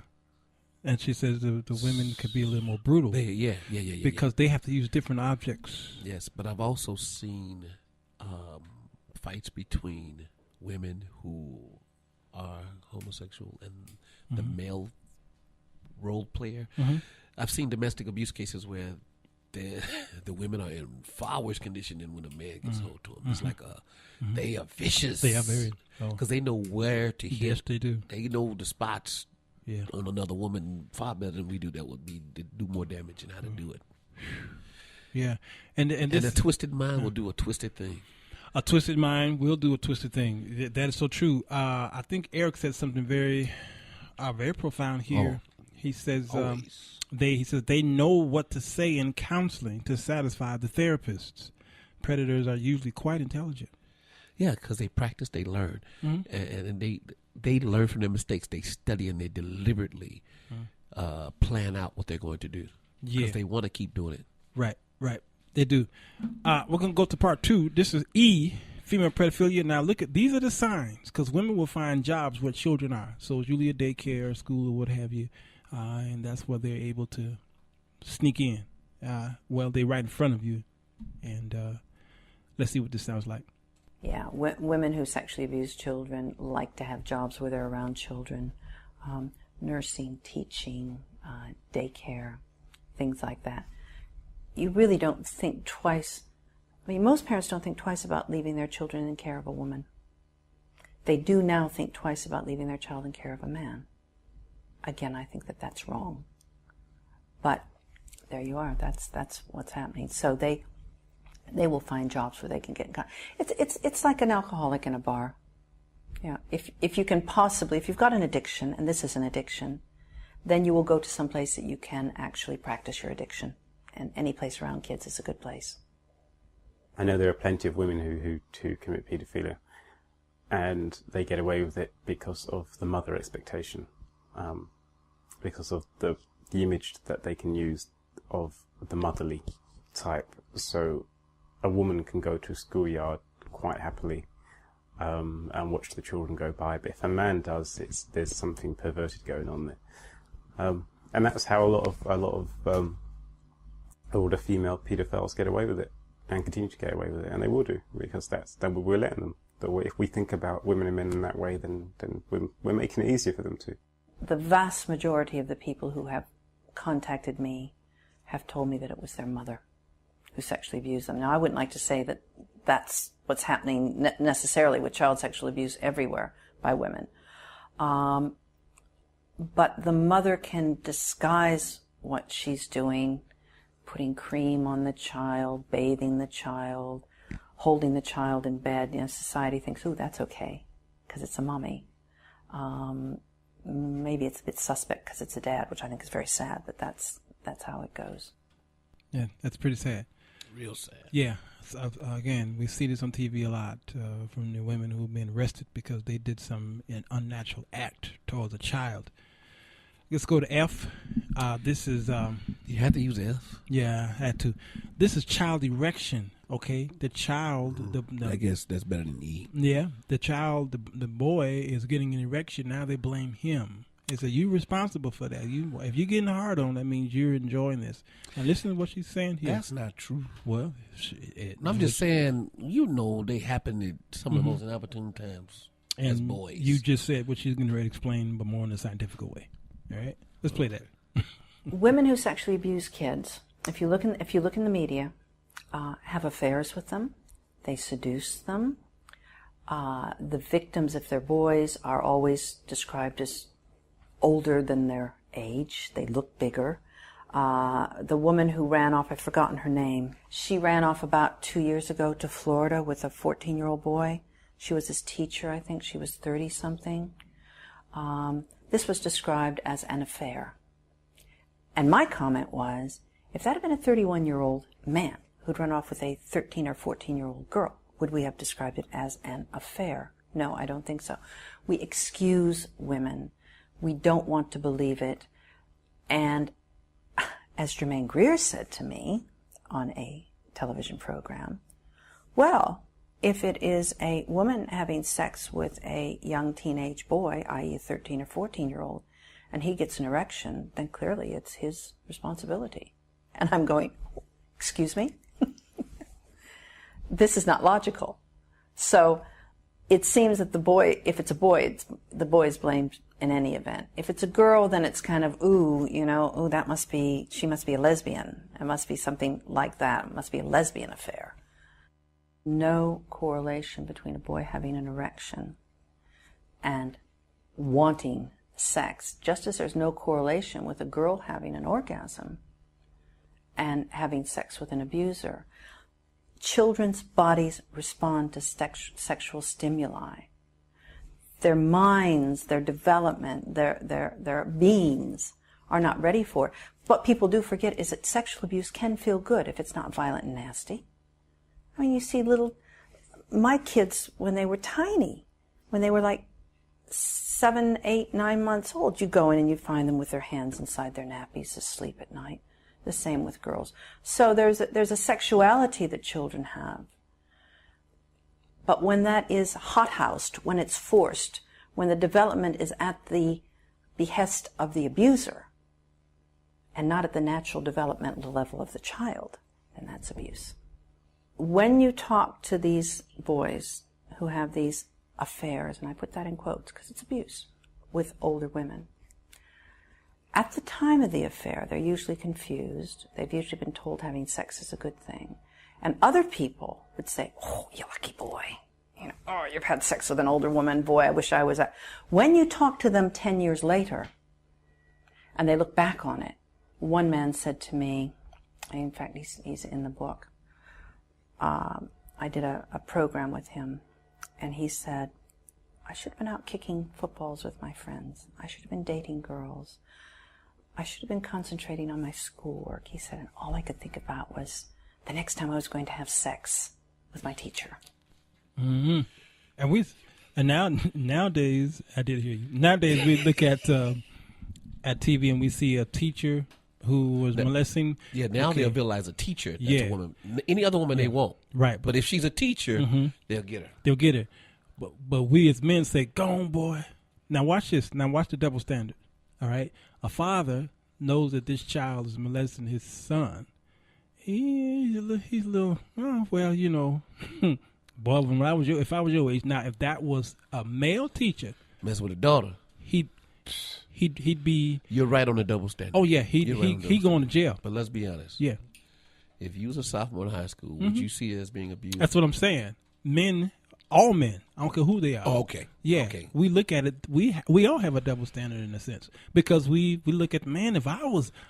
What happened when I was in fifth grade? If he was a fifth grader, that'd be different. I'd see that as abuse. Yeah. But I think we all have a little bit of that inside. I'd see it as abuse now, period, now that I'm old enough. Yes. But I'll be honest and say there was a couple of times when I was in high school. When that was if it had been look happened at to me, I wouldn't have told. Sure.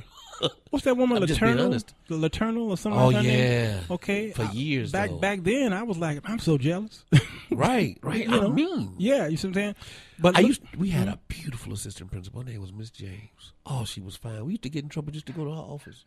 When she found out that's what we was doing. Yeah. She said, why you keep coming down here? We told her, you just fine. That's why we get in trouble. That's why. Oh, yeah. And every boy had a schoolboy crush. I had one of my fifth grade teachers. She was white. She wore afro. Oh, the girl moved to Washington, became NAACP woman. That's why you defended her so. Yeah. But remember... What's that boy band song, Schoolboy Crush? Remember Ariel Castro, okay? Y'all remember this freak, all right? Between 2002 2004... 3 young women, Michelle Knight, Amanda Berry, and Georgina, I think her name was De Jesus, were kidnapped by this guy. Oh, yeah. Okay, in his home in Tremont, Cleveland, Ohio. They were subsequently imprisoned in his house on Seymour. down there, and so Barry, he escaped with her 6-year-old daughter and contacted the police. But Knight and De Jesus were rescued by responding officers, and Castro was arrested within the hour because what's the guy dead giveaway on YouTube? Yeah, that's what all that came from. But May 2013, Castro was charged with 4 counts of kidnapping and 3 counts of rape. Castro pleaded guilty to 937 criminal counts of rape, kidnapping, and aggravated murder as a part of a plea bargain because he kicked that girl in the belly and so that she can have an abortion. He was sentenced to life prison without the chance of parole, plus 1,000 years. All right, so he probably wasn't going to ever get out. 1 month into his sentence, Castro committed suicide by hanging himself with a bedsheet in his prison cell. But watch this. He said something, and I got in trouble for it. During the deposition or whatever you call that thing, he was testifying, and he says they wanted sex too. He says there were many times when they asked me for sex, and I said in the room, I says he's right, and they says no, they would have never. There's no way I would ask this man for sex if I was chained up in his basement on and on. After so many years, they adapted. I says the exact same thing. I says, now listen to what Michelle Elliott just said. These children get erections.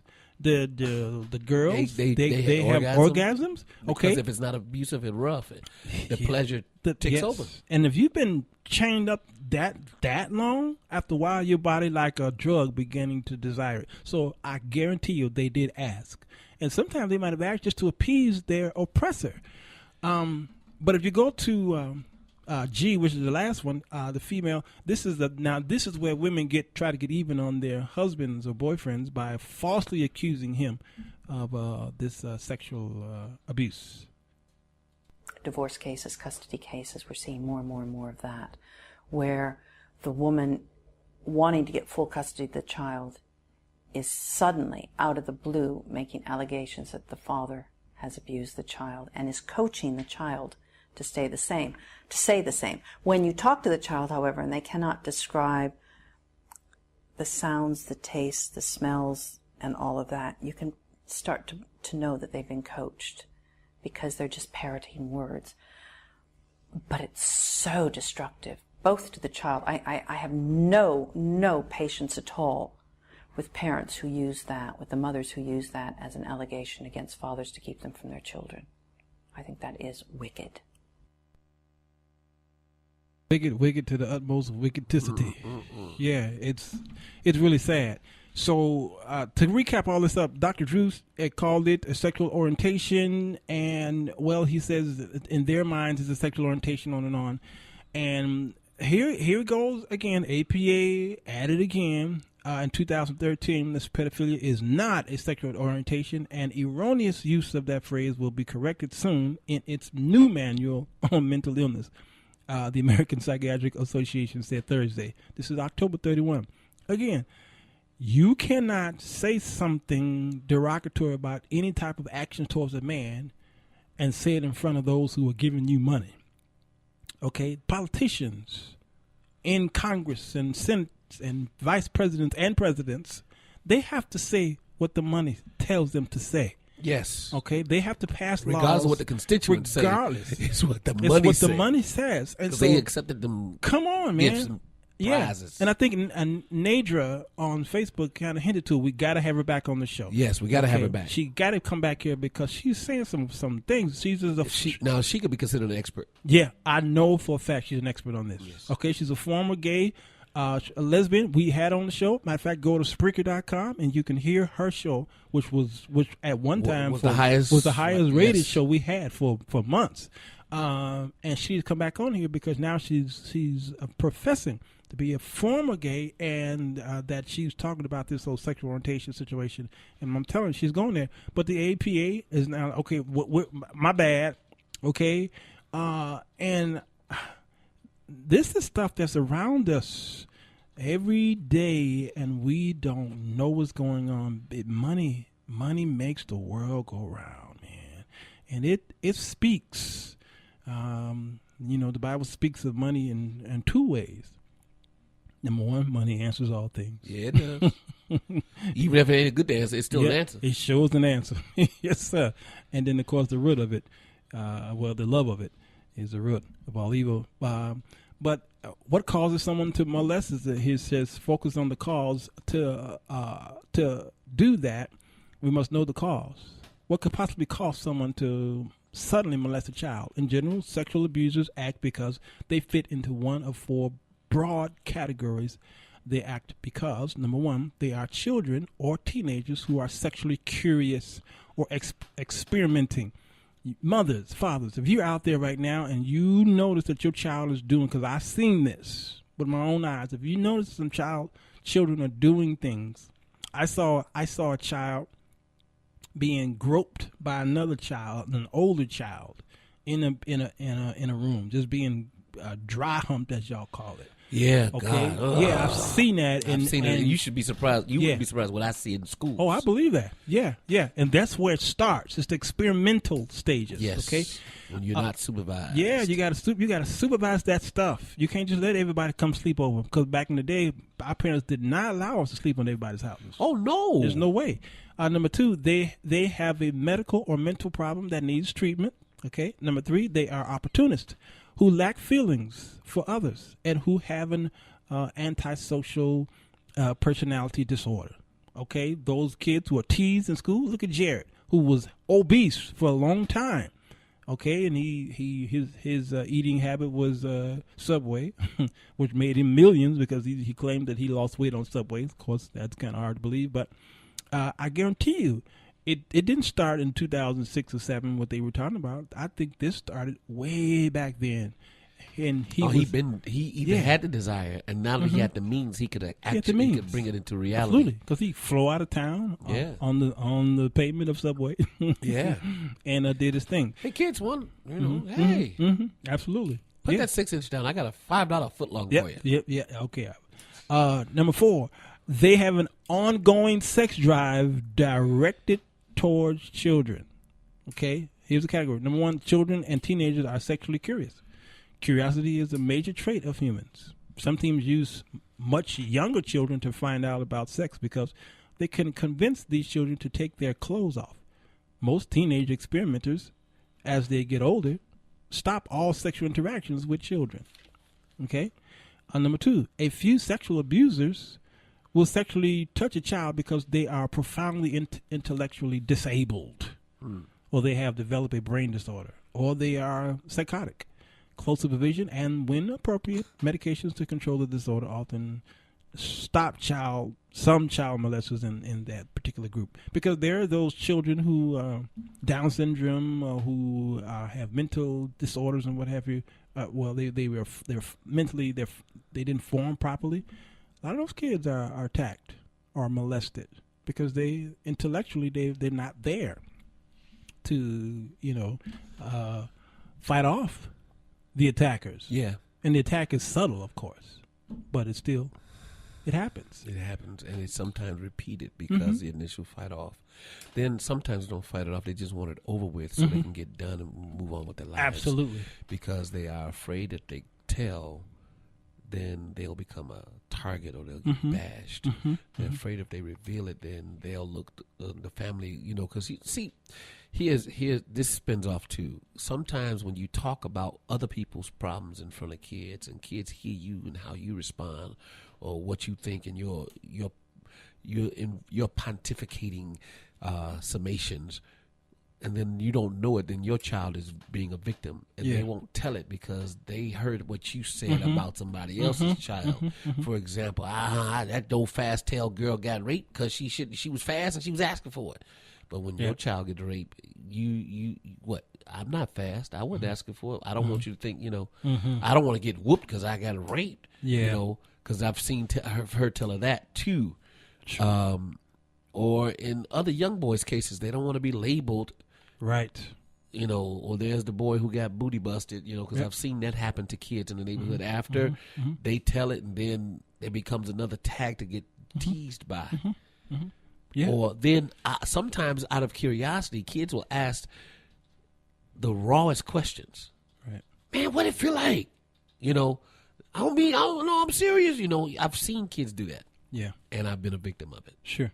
So they shut up, they shut down, and they don't tell. That's right. That's right. Now look at the Jerry Sandusky situation. Okay. Okay, the coach. Yes. Who trusted, a very trusted man. Okay. And now those are older boys, though. Yeah. So the college level boys. So I got a problem with that.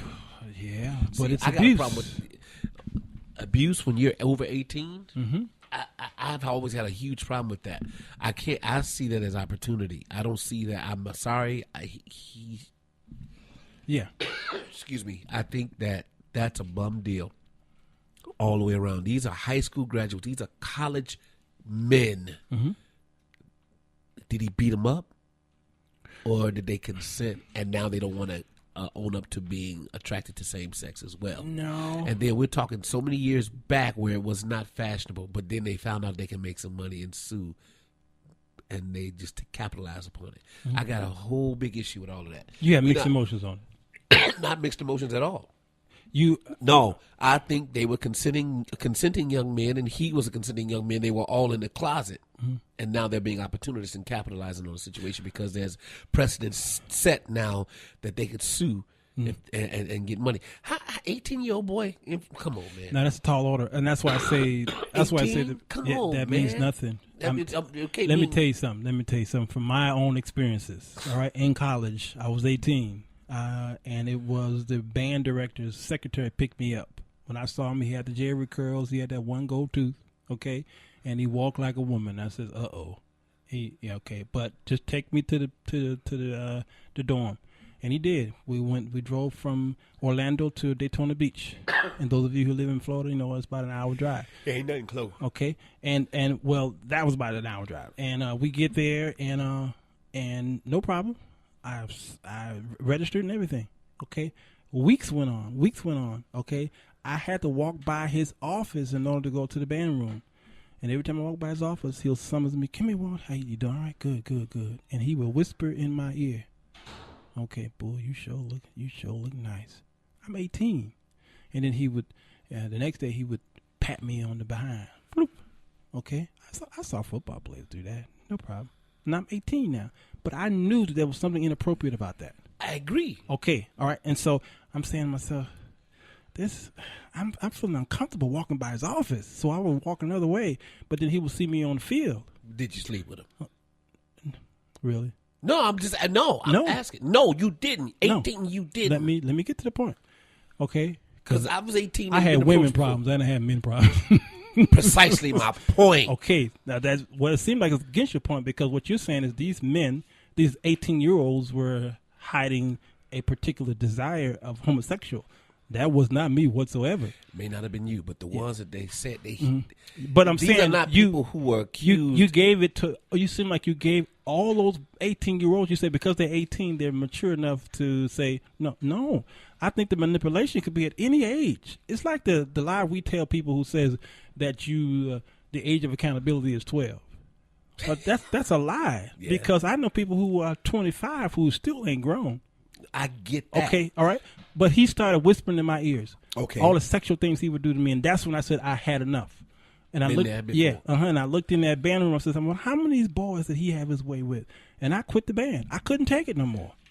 Okay, so what I'm saying to you, what your thing is, it seemed like what you're saying to the listening audience. They could have reacted the same way you did to that band coach.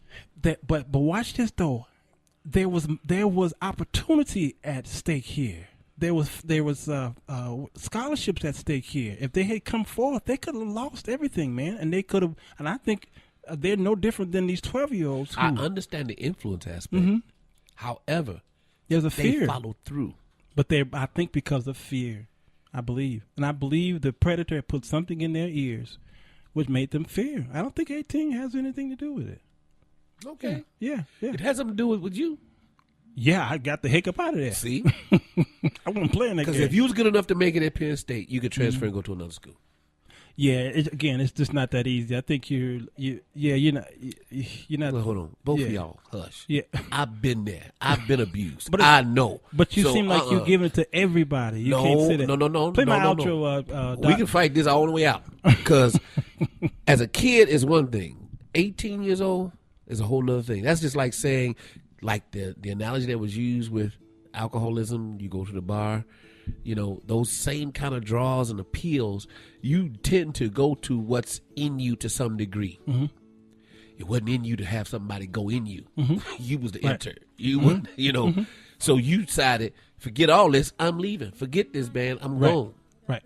Regardless of the influence, because they could have just simply said, "Hey, this coach just told me, Mom, Dad, the coach just told me if I do the X, Y, Z, 1, 2, 3." When would it came? Because had he put you in a corner and put you in a place that you could not get out of without fighting, you would have called home. You making it exclusive though. It's not. I'm making it Because exclusive. Out of 10 boys, maybe a couple of them did do that. But you see, usually what happens is they report it, and it is dismissed. In many cases, it was dismissed. Yes. But the point I'm making is they brought back cases from years ago, Mm-hmm. and it's just now hitting the surface.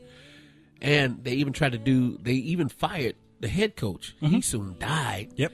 He had nothing to do with it, other than they said he did not act upon it. He dismissed it. Mm-hmm.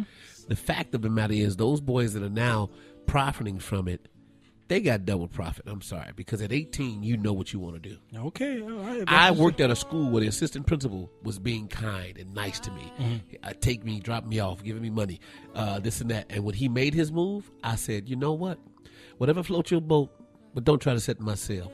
At the next day, I went to the principal. I told the principal what happened. She said, you know, these are serious allegations. I said, I do. I understand that. And I recognize you do what you have to do. If it means I'm disposable, fine. But just let the record state I wasn't dealing with that, and I'm not going to do that. Well, I mean, that's your story. And I'm sticking to it. Yeah, stick to that. And I definitely have my story on me saying, I don't care what he's saying in my ear, I have no desire and I'm out. No desire, you're out. Yeah. That's the point I'm trying to right. make. No Again, but desire these are two different stories. And then these boys that are down there that happen to them, we don't really know their story. But I'm just telling you, we cannot exclusively say all those boys had something hidden in them that says, you know, I want this. Now the opportunity to sue this man, and it becomes a capital situation. I can't say it to all those boys because I think, again, 18 doesn't mean that you're fully grown yet. It just doesn't. I'm not saying fully grown.